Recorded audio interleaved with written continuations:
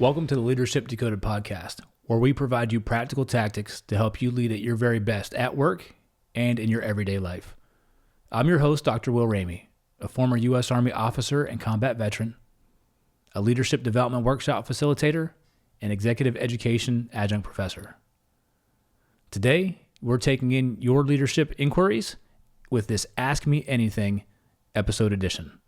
So let's dive in.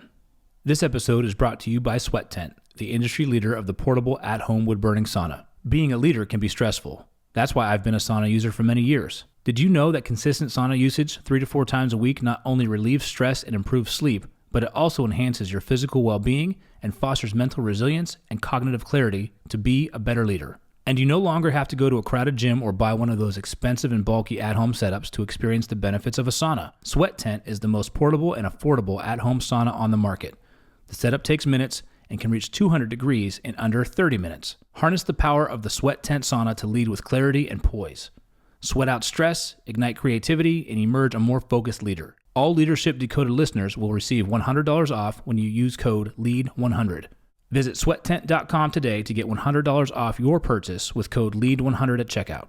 Again, that's sweattent.com to get $100 off with code LEAD100. Sweat Tent, improving your ability to lead at work and in your everyday life. This episode is brought to you by C&G Tutoring. Founded by Janelle and Chris Seaton, C&G Tutoring is Northeastern Pennsylvania's leading tutoring service. Our experienced state-certified tutors provide personalized, one-on-one sessions tailored to each student's unique learning style. From math and science to reading, writing, and even Spanish, we cover it all. We also offer top-notch SAT prep designed to help students sharpen the skills they need to achieve their goals on the SAT. Join the countless families who trust C&G Tutoring with award-winning educators and a 5-star parent rating. We offer in-person and virtual tutoring using 21st century learning techniques. Visit cngtutoring.com today and start your child's journey to academic excellence. C&G Tutoring, ignite your mind.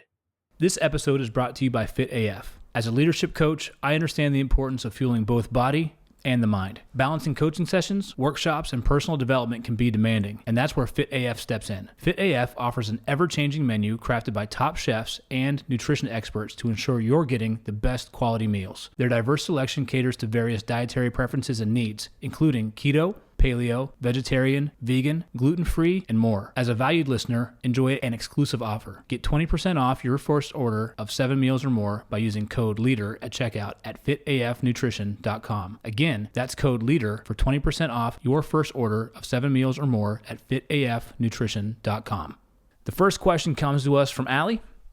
Allie asked, how do you overcome a personal setback outside of work and still maintain being able to lead others at work?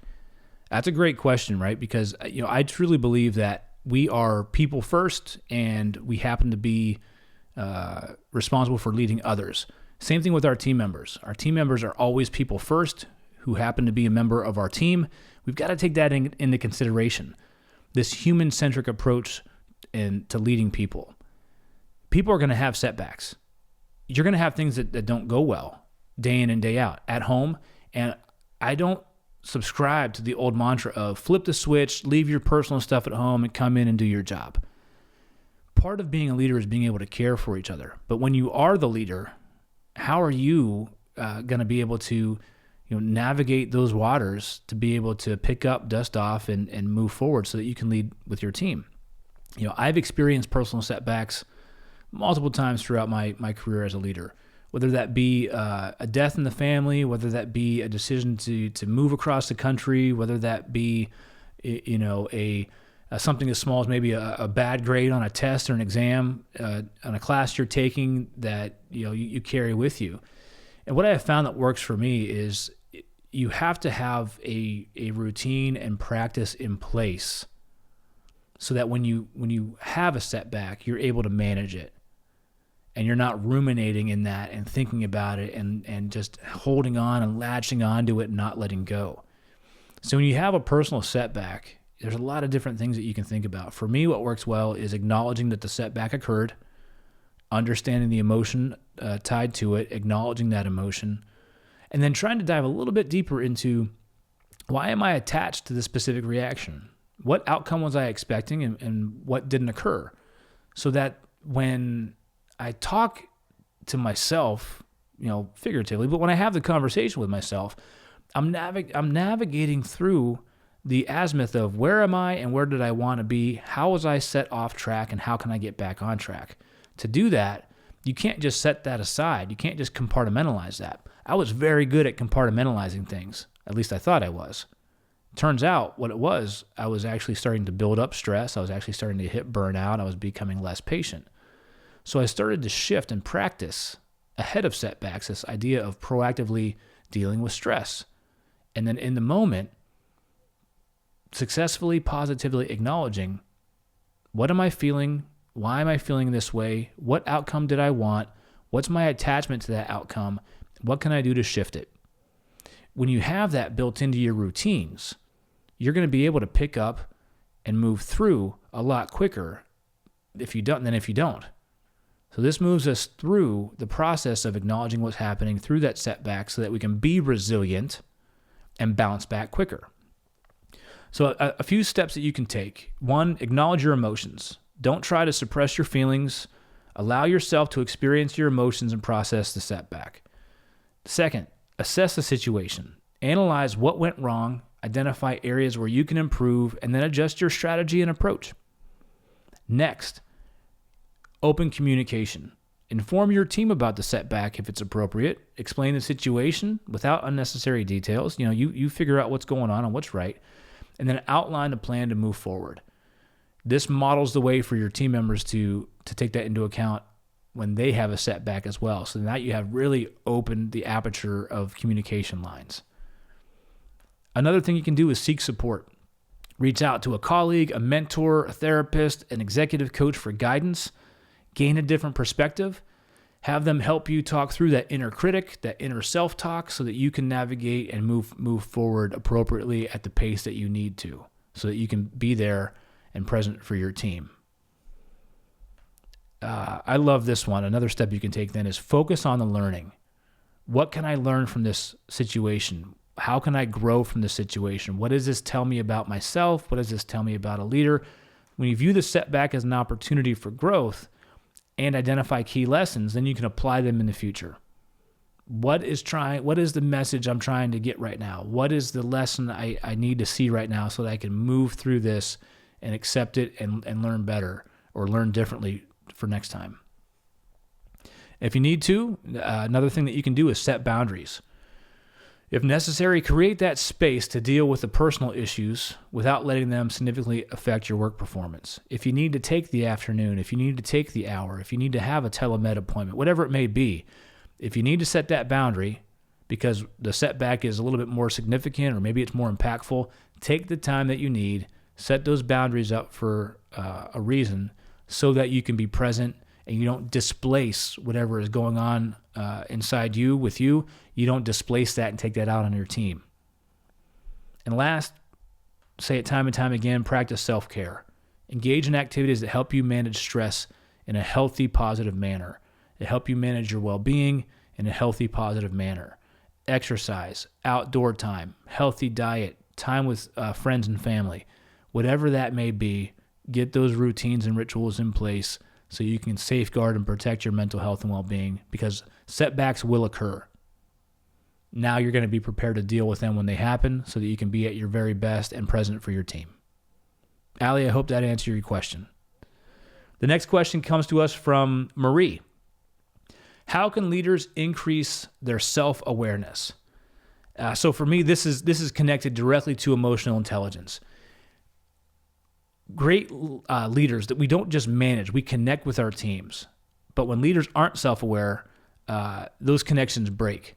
A lack of self-awareness can leave teams feeling unsupported, misunderstood, and then they ultimately may disengage. Your leaders have the potential, but without self-awareness, they won't unlock it. So you think about emotional intelligence, it starts with awareness of self.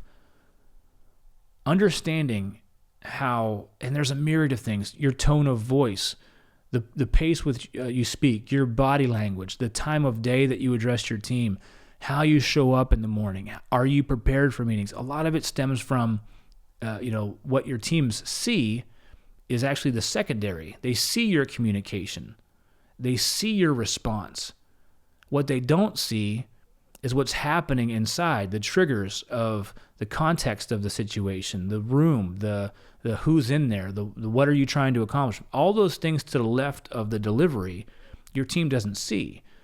So being prepared and having a plan and knowing more about yourself, more about what drives you, more about what incentivizes you, more about the why of a certain outcome you're trying to achieve, and knowing what you're strong at, delivering messages, being inspirational or being analytical, and knowing what you're not. And then you can leverage help from your other team members. So being able to increase your self-awareness takes practice. Imagine for a second what is possible if you truly understood yourself and the impact that your actions or behaviors are having on your team. The gap in self-awareness that you have might be holding you back. It might be holding your organization or team back from reaching new heights because you may not be aware of how your behaviors are impacting others. So, to get over this, to move through this, first, seek feedback. Get feedback from stakeholders to help you identify the blind spots that you and we all carry with us. We all have blind spots. But building coaching, mentoring relationships, which again are two different things, use both of those avenues to get advice and then to have someone you'll guide you through self-discovery. You can get guidance, you can get feedback, you can get support so that you can work on what you need to do to move forward. But now you're going to have more data points. You're going to have more information that you can act on to increase your self-awareness. Next, practicing mindfulness. Mindfulness can help you become more aware of your thoughts. The intent here is to be in the moment, ground yourself to the situation, to the environment around you, and be aware of the thoughts that are passing through your head.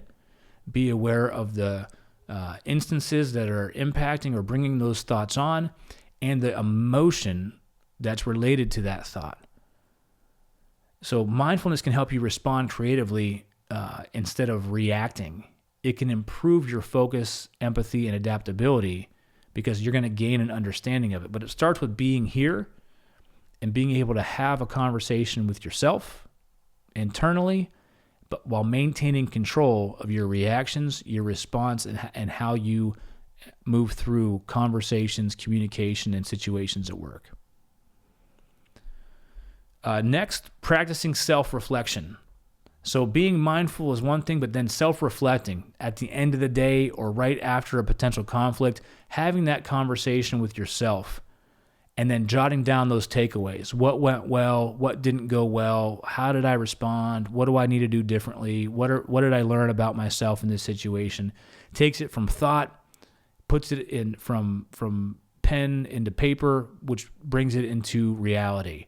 Now you have something that you can see, you can hold, you can reference back to, that you can start to build your own self-learning plan from.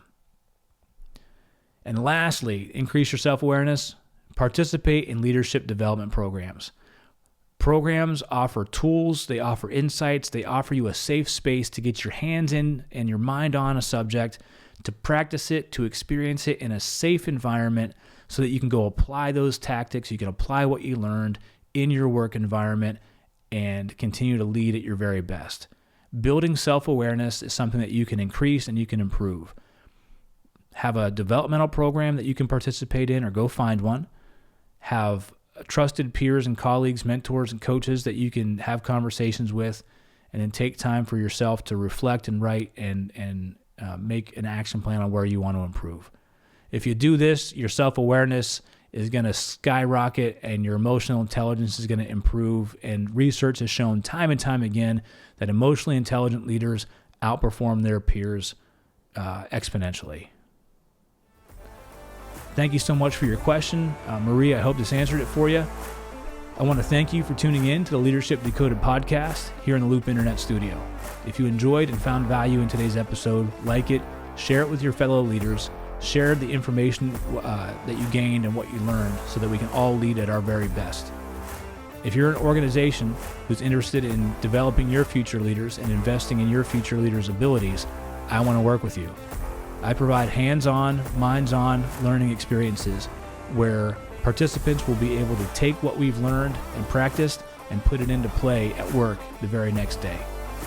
Check out my website to learn more, drwilliamramey.com. Connect with me on LinkedIn at Dr. Will Ramey. You can follow me on Instagram at Leadership Decoded Pod, or shoot me an email at will@onthestacks.com. I'm your host, Dr. Will Ramey, and I'll see you the next time you press play.